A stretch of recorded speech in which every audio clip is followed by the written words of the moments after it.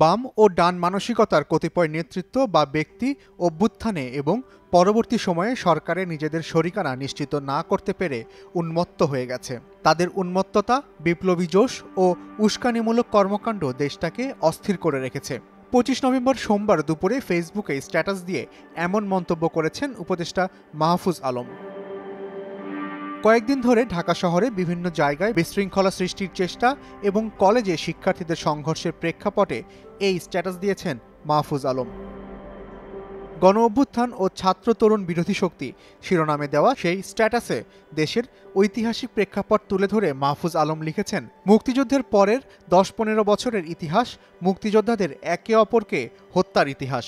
যারা চায়নি বাংলাদেশ শক্ত ভিতের উপর দাঁড়াক, তারা মুক্তিযোদ্ধাদের একে অপরকে দিয়ে হত্যা করিয়েছে। তাদের নিজেদের ভুল ছিল তা নয়, কিন্তু আমাদের মুক্তিযোদ্ধাগণের একের পর এক হত্যা বাংলাদেশকে কিভাবে পিছিয়ে দিল তা ইতিহাস একদিন বলবে। এবারের আন্দোলন সাহসী ছাত্র তরুণদের নেতৃত্বে জনগণের আন্দোলন ছিল উল্লেখ করে মাহফুজ আলম লিখেছেন, কিন্তু একটি দল এবং দেশি বিদেশি সুযোগ সন্ধানী স্টাবলিশমেন্ট গত 3 মাসে ছাত্রদের ডিলিফাই বা সম্মানহানি করেছে। বিভিন্ন ছাত্র সংগঠন দিয়ে ছাত্রদের মধ্যে বিভেদ ঘটিয়েছে, অন্য একটি তরুণ দলকে লেলিয়ে দিয়েছে ছাত্রদের বিরুদ্ধে। তদুপরি ছাত্রদের সাথে সম্মানজনকভাবে ডিল তো করেইনি, বরং ছাত্রদের তারা শত্রু গণ্য করেছে। এসবের পরিণতি কি ভালো হচ্ছে নাকি হবে, সে প্রশ্ন তুলেছেন উপদেষ্টা মাহফুজ আলম।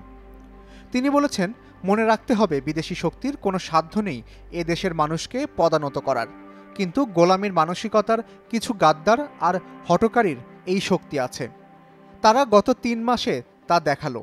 ছাত্রদের আজ সংঘাতের মুখে ঠেলে দিয়ে হত্যার মাধ্যমে ছাত্রদের বৈধতার সংকট হলে যারা যারা লাভবান হবেন তারা সবাই এই উস্কানি ও প্রশাসনিক ব্যর্থতার সাথে জড়িত। ধীরে ধীরে আমরা সবই বলবো, অথবা আপনারা চোখ খুললেই দেখতে পাবেন। অনেক মিত্রই আজ হঠকারীর ভূমিকায় উল্লেখ করে মাহফুজ আলম বলেন, আমরা আমাদের ব্যর্থতা স্বীকার করি, আমরা শিখেছি এবং ব্যর্থতা কাটানোর চেষ্টাও করছি।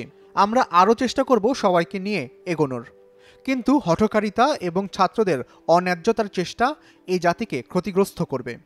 তিনি বলেছেন, হঠকারিতা, উস্কানি, ছাত্র তরুণদের মধ্যে বিভেদ ও বিরোধ তৈরি, অভ্যুত্থানের শক্তিকে প্রতিক্রিয়াশীল করে তোলার অপচেষ্টা, সবই ব্যর্থ করে দেওয়া হবে ইনশাল্লাহ।